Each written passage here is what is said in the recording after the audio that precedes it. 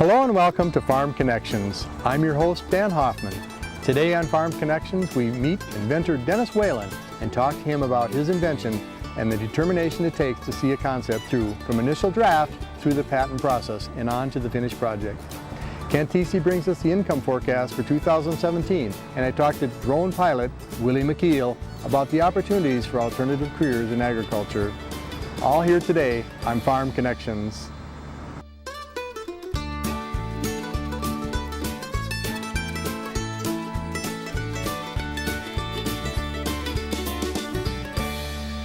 Welcome to Farm Connections with your host, Dan Hoffman. Farm Connections, sponsored by Alcorn Clean Fuel, a farmer-owned cooperative in Claremont, Minnesota, produces ethanol, high-protein livestock feed, and corn oil, and beverage-grade carbon dioxide for resale to benefit its members and their communities. Absolute Energy, a locally owned facility, produces 115 million gallons of ethanol annually, proudly supporting local economies in Iowa and Minnesota. Absolute Energy, adding value to the neighborhood. The Agricultural Utilization Research Institute, collaborating with businesses and entrepreneurs to foster long-term economic benefit for Minnesota through value-added agricultural products. You can learn more at auri.org. Kahn Tile Supply, Leroy, Minnesota, and New Hampton, Iowa, since 1985, supplying the market with field drain tile products, dual wall, metal culverts, septic systems, PVC, and plumbing supplies. We're at Garvin Heights Vineyards near Winona, Minnesota, and with me is a real expert on drones, Mr. Willy Mekeel. Willy, thanks for joining us on Farm Connections. Thanks for having me, Dan. Well, it's a relatively new field. How did it start? Well, you could think all the way back to World War II. We were flying remotely piloted vehicles. I'd say in a more modern sense, it started in the 1970s with the Landsat missions. And it was applied both to agriculture and just in general to environmental sciences. And then I'd say since around 2010 or so, we've seen the consumer push for this, where the units have become smaller, they've become more accurate, they've become much more affordable.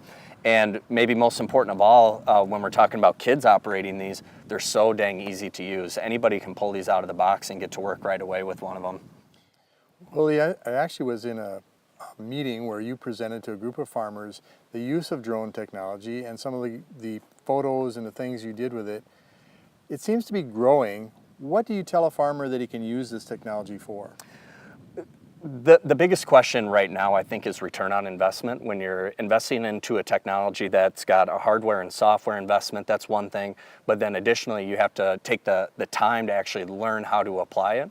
And so that's usually the question I get first. Then the next question is, what will this data actually tell me? So what's the upfront investment, and then what am I going to learn from it? And right now, the way the technology stands, we can't tell you that this is what's happening in this field based off of this image. What we can say is that compared to this location is doing better. Now you tell me, based off of your experience in the field and the management decisions you've made in the last season and the environment that you understand really well from being around here for years, what do you think is happening there? So I think of it more as a guided scouting tool than anything else.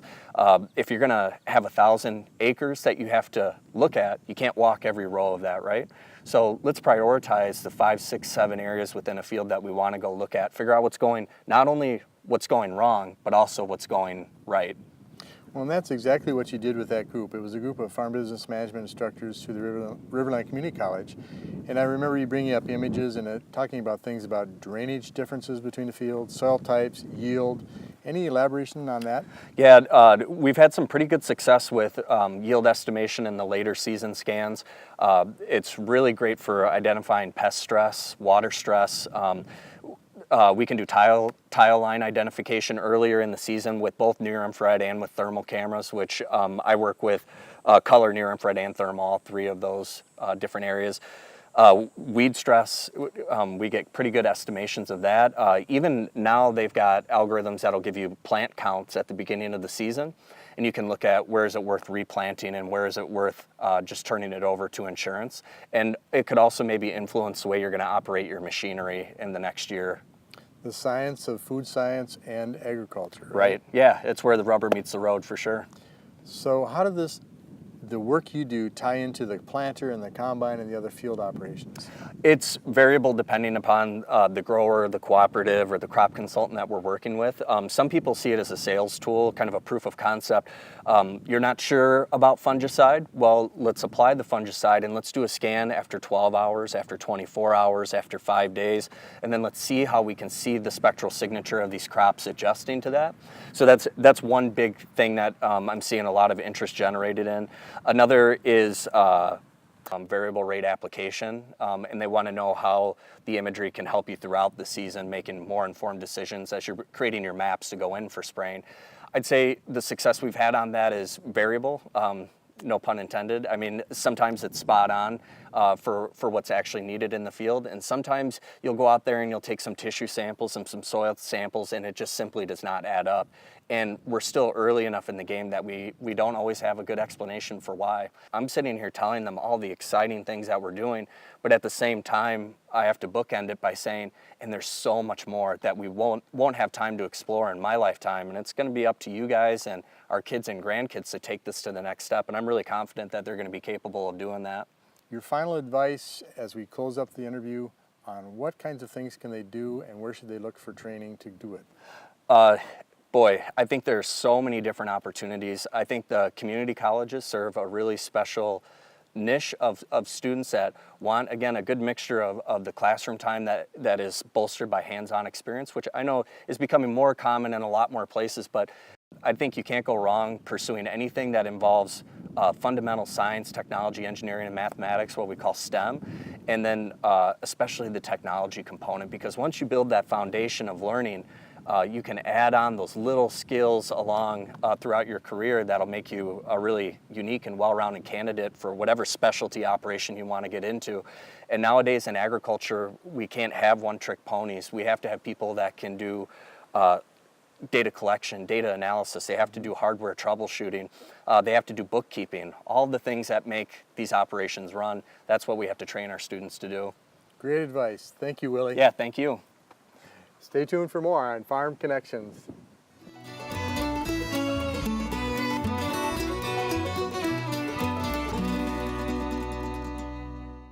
When the most recent United States Department of Agriculture farm income forecast was released, a headline proclaimed an upturn in farm profits for 2017. While the statement may be somewhat true based on the USDA estimates, it is being portrayed by many non-agricultural entities that we have somehow turned the corner on the current downturn in the farm economy. As we dig further into the data, we see that this is probably not the case and that a large portion of the farming sector continues to deal with very tight profit margins and low farm profitability. In the latest report, USDA is projecting net farm income for 2017 at $63.4 billion, which is about 3.1% increase compared to 2016. The U.S. net farm income level had a 4-year decline of 52% from 2013 to 2016, before the slight increase being estimated for 2017. Net farm income for a farm operation is the net cash income for a year, which is then adjusted for the values of farm inventories along with other farm balance sheet adjustments, and measures the increase in wealth from crop and livestock production. When adjusted for inflation, the total net farm income for U.S. farmers reached the highest levels since the mid-70s in both 2011 and 2013, before the recent declines. The projected increase in the 2017 net farm income estimates came as a surprise to many analysts who thought the continued low commodity prices would lead to declining 2017 income projections. However, USDA cited improved profitability in the livestock sector and higher prices for fruit and vegetable crops for the enhancement of the net farm income projections. In the most recent report, USDA estimated median 2017 household income for farm families at just under $77,000 for 2017, which is 6% lower than 2014. In recent years, more than half of the U.S. households have lost money on their farming operations each year.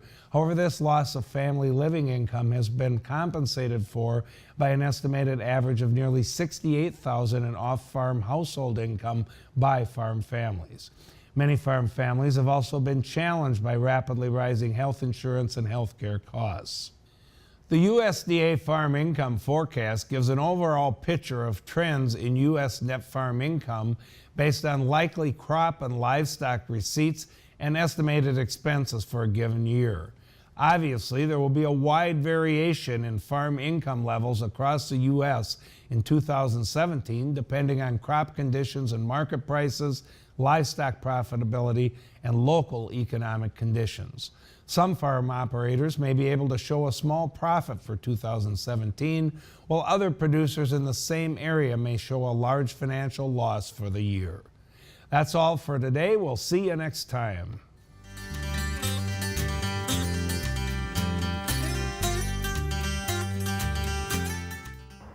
We're going to learn a lot about electronic scales today and a person who patented and invented something that's very useful. Welcome to Farm Connections, Dennis. Glad to meet you, Dan. Dennis Whalen from Austin and Lyle, Minnesota. Correct. You're the inventor of the day. Well, I don't know about that, but Well, certainly yeah. you did this for a reason. You invented a product that helps people. Why? Well, I just felt there was a need for it, just for being overweight, and also just the liability factor of being overweight, and also the economics of just having the correct weight when you drive down the road, you know. Well, I was getting a little sensitive when you said overweight. When you say overweight, what do you mean in terms of gross weight on a truck? on a semi, exactly right. Yep. So farmers and other truckers are sensitive to weight on their trucks? Very much so, yes. You know, the correct weight in Minnesota is 80,000 pounds, and there's just a need for that, because it's always been a problem, and a lot of guys got it down pat, but a lot of guys don't have it down pat, you know, as far as the weight goes. Well, just yesterday I went by a a Minnesota State Patrol vehicle that had Sure. the lights on, Yep. and they had a large commercial vehicle pulled over. Okay. It's possible they were checking for weight. Why does it matter that we keep our weights on these vehicles at 80,000 pounds? Well, so we don't, for one reason, so we don't destroy the roads, and then, like I said before, just the liability factor of being overweight and being in an accident, and it's just wear and tear on a vehicle, and you know, you get something up around 85, 90,000, it's very hard on a trailer. And I'm surmising that our engineers, when they build a truck and a trailer, and even engineer or design the tires, they're designed for a certain weight. Exactly right. Yep. So if, let's say we go over by 10,000 pounds, that's more than a 10% overreach. What happens to the handling? What happens to the safety? What happens to the wear and tear on that machine? The wear is significant, you know, and then it's just, like I said, it's very hard on equipment when you're over on that kind of weight. So The brakes have to work harder. right, yes. The engine works harder. The fuel efficiency goes down. What about braking distance on a vehicle that's overweight? Braking distance is considerably longer when you're overweight. So I don't want to be in a path of an overweight vehicle. Absolutely not. Absolutely not. Yep. So that drove you to help people do this. So you've got an electronic scale. How's it mounted and how's it used? We mount it, our scales are mounted right in the cab, either behind the sleeper or right between the front seats. And then we just basically run an air line back to the airbags and take that signal off the airbags. And they're just made for air ride trailers only. So if one doesn't have a scale like you've invented, what's the alternative? There's a lot of different gadgets out there. I mean, a lot of guys use air gauges, and there's other types of scales too. But mine is just what they call a high resolution scale, and I designed it for farmers or anybody that does not have a scale available when they're loading. Well, an on-farm scale or a business scale is very, very expensive to put in. Correct, yes. Yep. In probably tens of thousands. They are right up there in price, yes. So one advantage would be this product would be less expensive than a several $10,000 Much scale. less expensive, yes, yeah. How about ease of installation? Installation is very simple. We designed it for that purpose only, and we don't need you don't need a smartphone to run the thing. It's just a typical on and off switch, but installation is a couple hours on it, you know. I normally, you can do it yourself, or I send them to a truck shop. So that saves on cost as well. Correct, yep. So this is a reliable product that works day in, day out. Correct, yes. We've been running it for about 3 years now, and have had very good luck with them. Yep. So let's go back to the ease of use and why it matters. A farmer's in the field, he's loading his semi-trailer with grain, corn, soybeans, wheat, whatever kind of product. Why can't he just drive down the road to a scale and hire a co-op elevator or an elevator to do it for him?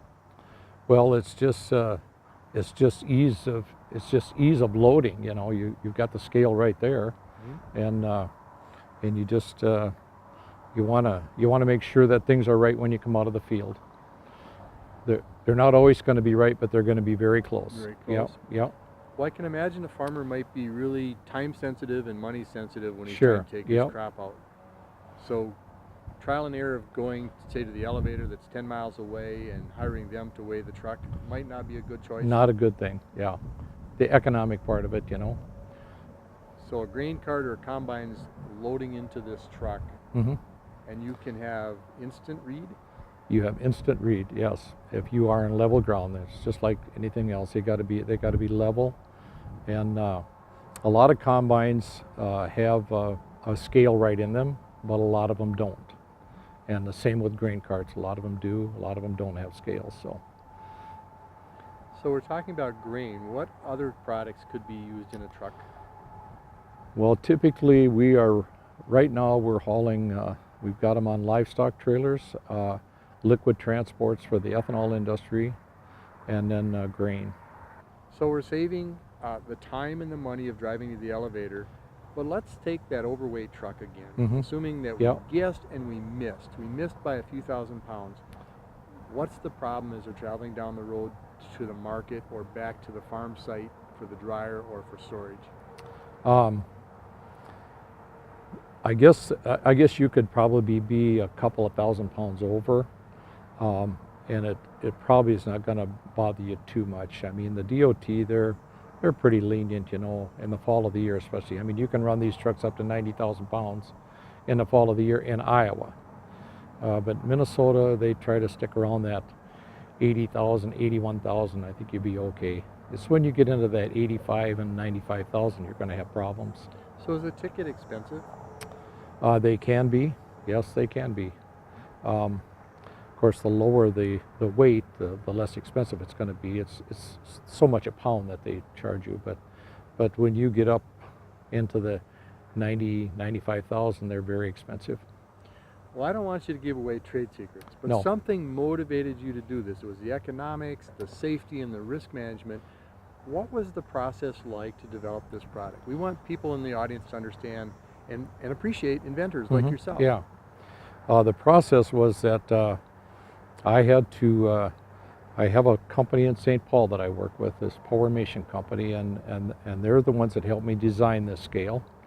And then there's a patent process that takes 2 to 3 years, and it's very expensive.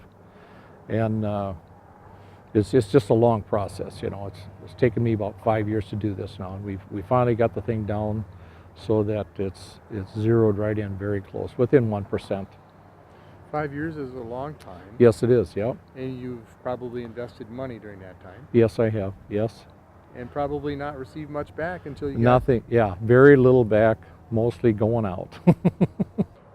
Well, all that time, 5 years, and then driving through to get that Right. patent and reaching out to others. Any family members involved? Yes, I have my wife and my daughter. How do they help you? Well, a lot of it's encouraging, and then my daughter, she comes out and does the actual shooting with her iPad. So she's my IT person, you know. And some marketing. absolutely, yep. And has done a great job. And she helps me with my computer stuff, so. And your wife? And she's been encouraging me to do this since I retired. Yep. I've got this vision of you slumped over a workbench late at night, coffee cup empty, and your wife coming up and just shaking you to get you going. It's not that, no. We're not doing that. It's not quite like that? No. All our work is done during the day, out in the field or, you know. And you mentioned your son helping? Yeah, he's been involved with this, encouraging me a lot. So, and he's just a good. He likes to do stuff like this, and he likes to see a guy move forward, and you know. Was he possibly an inspiration for you too? Him and my daughter both. Yep. Nice. Yep. And so, do you hope that they carry on some of the work ethic that you have and the innovation and invention things that you do? I hope they do down the road. Yes. Yep. So, what advice do you have to aspiring innovators and people that want to invent things? Well, be prepared for a long haul. I mean, probably about, like they say, 95% of these inventions don't make it. And I haven't made it yet, but we're going to keep trying till we do. And it's just something to do. It's just a good economic idea, I think. You know, I just felt it was needed for the trucking industry. So it's being tested now on some trucks. Yes, it is. Yeah. And the results? The results have been very good. Yep. And when we tested it, we've tested many loads, hundreds of loads on each semi to make sure that everything is working correct. You know. Is there a certification process you needed to go through as well? This is not a certified scale because if it was a certified scale, it would not be affordable to the market. Certified scales are very expensive, and they're almost not impossible to get, but you know, you can get them, but it'd be very hard to market, you know, unless you're a big company. But certainly valuable, as I'm thinking about farmers that weigh things for feed or product into a bin or product out of a bin, and then checking it against the person that's writing a check for that product. You can really double check, and it's a good thing. Sure. You can, like I said, you can get very close. It gives you a really good idea of what, you know, of how much product you're going to have. I mean, like I said, it's not certified, but it gives you a good idea of what you put in that bin and what you're taking out. So you've got the product, you've spent 5 years developing it, you put money, love, time into it. Right. What's your vision and hope for the future? Well, hopefully I can probably start selling them now that we've got the bugs worked out of them, and we know that they work fine. What can you do to encourage other people, particularly, let's say younger inventors, to carry on and do something? Well, when you do that, number one, you can't do it alone. You need to be in touch with the technical people to help you out, which I was, you know, and it just takes a long time to do something like this. You know, just not done overnight. So. Well, in our area of the world, farmers have always wanted to invent and make things more efficient. Yep. You're no exception. Thank you for the work you're doing. You're very welcome. Thank you, Dan. Thanks for being on the show, Dennis. You bet. Stay tuned for more on Farm Connections.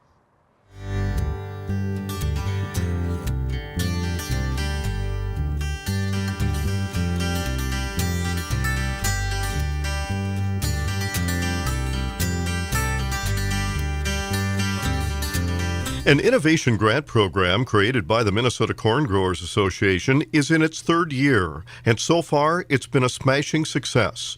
The program asks for creative ideas from farmers that will help their farm and the state to be more sustainable and environmentally friendly. So far, the program is working and growing in both participation and ideas. Paul Meintz, Research Director with Minnesota Corn Growers, explains. These grants are farmers developing ideas, and our primary focus is looking at how we can keep that nitrogen in the soil. Nitrogen in the groundwater is a big deal in Minnesota, and it has been for a while. So these are farmer ideas on how they can keep that nitrogen available for their crop, maximize their production, but keep it out of our ground and surface water.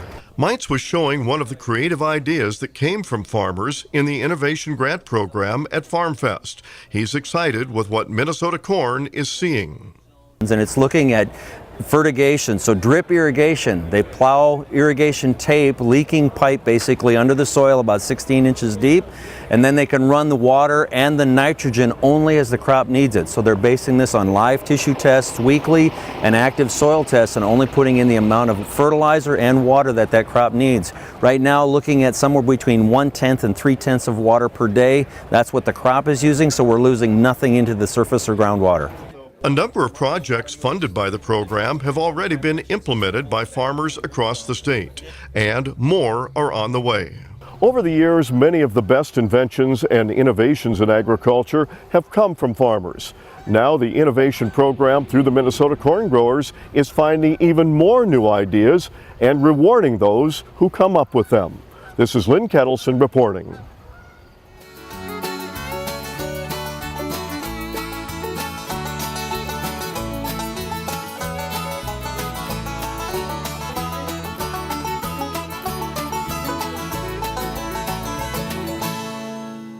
In order to keep pace with an ever-changing world, our agricultural community will need to continue to innovate and capitalize on emerging technologies, techniques, and the benefits they provide.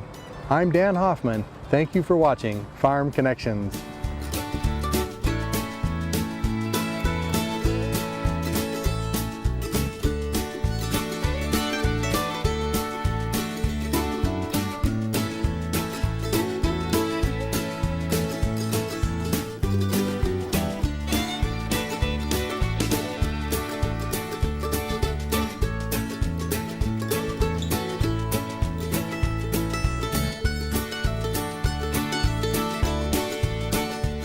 Funding for this program is provided in part by the Minnesota Arts and Cultural Heritage Fund and the citizens of Minnesota.